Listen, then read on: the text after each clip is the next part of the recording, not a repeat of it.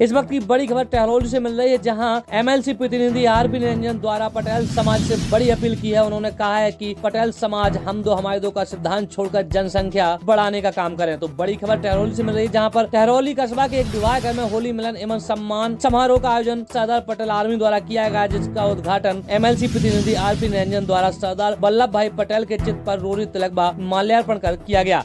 कार्यक्रम के मुख्य अतिथि अपना दल के राष्ट्रीय सचिव कालका पटेल तथा विशिष्ट अतिथि गुरसाई ब्लॉक प्रमुख प्रतिनिधि टीकाराम पटेल रहे। होली मिलन समारोह को संबोधित करते हुए एमएलसी प्रतिनिधि आरपी निरंजन ने कहा है कि पटेल समाज के लोग हम दो हमारे दो का सिद्धांत छोड़कर जनसंख्या बढ़ाएं। इसमें यह न समझे कि जमीन बढ़ जाएगी, एक बच्चे को नेता तो दूसरे को ठेकेदार बनाएं। संख्या बल से सब संभव है। जब से देश आजाद हुआ, क्या कोई पटेल झांसी ललितपुर लोकसभा सीट से चुना गया है? क्या किसी पार्टी ने पटेल समाज को टिकट दिया है? समाज के लोगों से अपील करते हुए उन्होंने कहा है कि इस बार ताकत दिखा दो, जब प्रत्याशी नाक लगड़ते हुए वोट मांगने आए। समाज के लोगों से उन्होंने कहा है कि 3 जिलों में मुझसे बड़ा कोई नेता है क्या? क्यों किसी के दरबार में हाजिरी लगाने जाते हो? मैं जब समाजवादी पार्टी में था तब केवल मुलायम सिंह यादव के पैर छूता था। आप लोग जब दूसरों के पैर छूते तब मुझे बहुत कष्ट होता है। आप लोग मेरे यहाँ आइए, सबको सम्मान मिलेगा। मैं तो केवल पटेल समाज के लोगों के लिए ही काम करता हूँ। मुझे अपने समाज पर पूर्ण भरोसा है। कार्यक्रम के अंत में आर्मी के सदस्यों द्वारा सभी अतिथियों को शाल उड़ाकर और स्मृति चिन्ह देकर सम्मानित किया गया। इस अवसर पर प्रमुख रूप से विधान परिषद सदस्य रमा निरंजन, भाजपा जिला महामंत्री प्रदीप पटेल, गुड्डी रानी पटेल, पीताम्बरा पटेल, मनोज पटेल सहित बड़ी संख्या में पटेल समाज के लोग उपस्थित रहे। टहरौली से रिंकू परिहार की रिपोर्ट। मेरे पास सूचनाएं आ रही थी कि रमा निरंजन को लोकसभा लड़ानी है।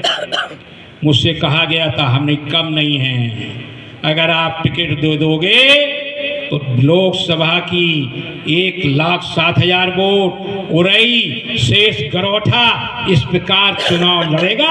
हर आदमी रमा निरंजन बन के चुनाव लड़ेगा। ये पटेल वंशज है, दिखा देगा आपको कि क्या चुनाव होता है।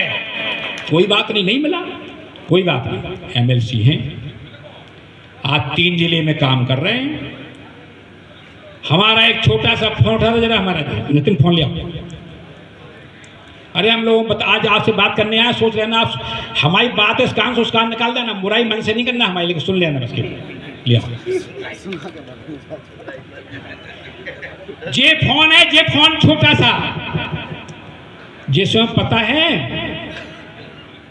60 थाने इंस्पेक्टर, 3 एसपी, 3 नियम, डीआईजी, कमिश्नर और 26 सीओ, 21 उप जिलाधिकारी और कितने अधिकारी हैं इसमें। जिसको फोन लगाता हूं, जी सर, देखो आ गया इतने में कहते हैं लोग, जी सर, हम कहते हैं फलाने की गाड़ी बंद हो गई, छोड़ दो। कहते हैं किसकी? हमने किसी पटेल ही की होगी और किसकी होगी, छोड़ दो, बकाया सिपार से हम काम करते हैं। लेकिन पटेल का अगर फोन आ जाता है तो हम पीछा करते, उसका कब तक काम नहीं होगा जी। जब काम हो जाता तब छोड़ते हैं कि अब हो गया काम, तब खुश होते हैं। इसलिए मेरे वंशज, इस नंबर को याद रख लो, लेना चाहे 4 बजे याद कर लेना। केवल ये कह देना फला पटेल बोल रहा हूं, चिंता नहीं करना, वो मेरी जिम्मेदारी है, वो मेरी जिम्मेदारी है। आपका काम खत्म। लेकिन झांसी में गोदू कंपाउंड मकान है, वहां आओ, चाय पियो, मिठाई खाओ, लड्डू खाओ, सब खाओ, लेकिन दूसरे के दरबार में यूं करने ना जाओ। यही मेरी आपसे कहना है। इज्जत से रहो, शान से रहो, किसी के दरबार की नहीं करने की आवश्यकता नहीं। इतना बड़ा आपसे बड़ा नेता कौन है इस 3 मंडल में?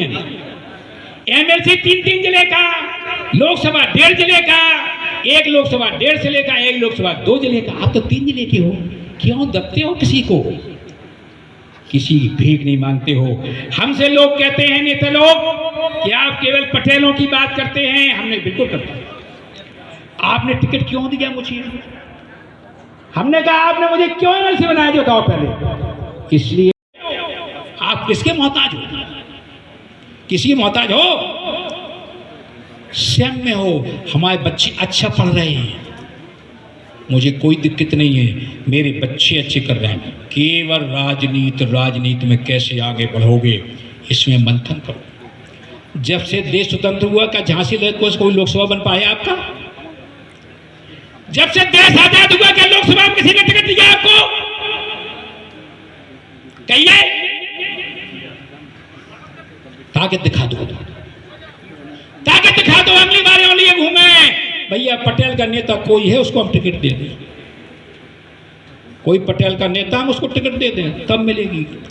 मैं आपको कह रहा हूं इस साल भी आप दौड़ में थे, वोट अपनी आरएसएस की रिपोर्ट, विद्यार्थी परिषद की रिपोर्ट, छात्र सभा की रिपोर्ट, सारी रिपोर्टें ले लेंगे। 3 जिलों में अगर कोई सेवक है पटेलों का तो रमा आर.पी. निरंजन है।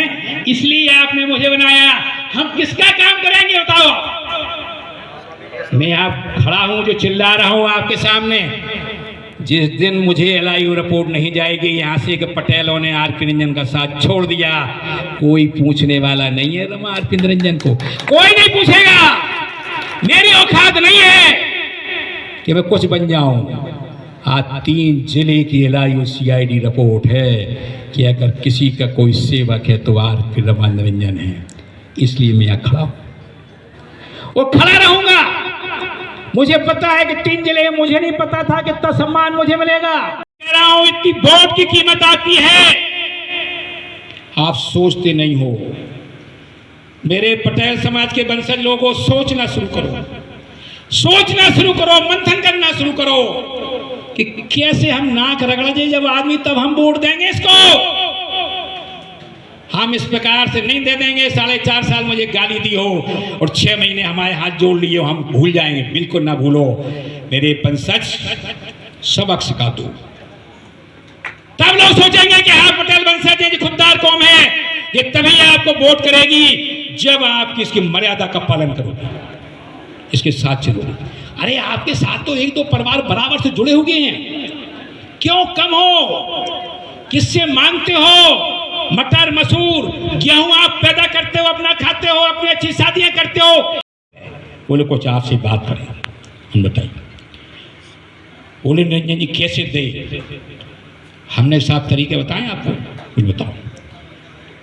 हमने कहा एमएलए में पटेलों को 18 टिकट देते हो, अपने लोगों को 48 टिकट देते हो, और आप सोचते हो बराबरी से पटेल आपको वोट देगा, जो संभव नहीं है। 48 की जगह 49 टिकट देना शुरू कर दो, आपको बराबर से वोट मिलेगा, इसके पहले नहीं मिलेगा। वो किया उनने, इस साल काफी टिकट दिए, मैं चलाया, कोई दिक्कत नहीं। आज यहां भी हूं, आज मैं आपसे कह रहा हूं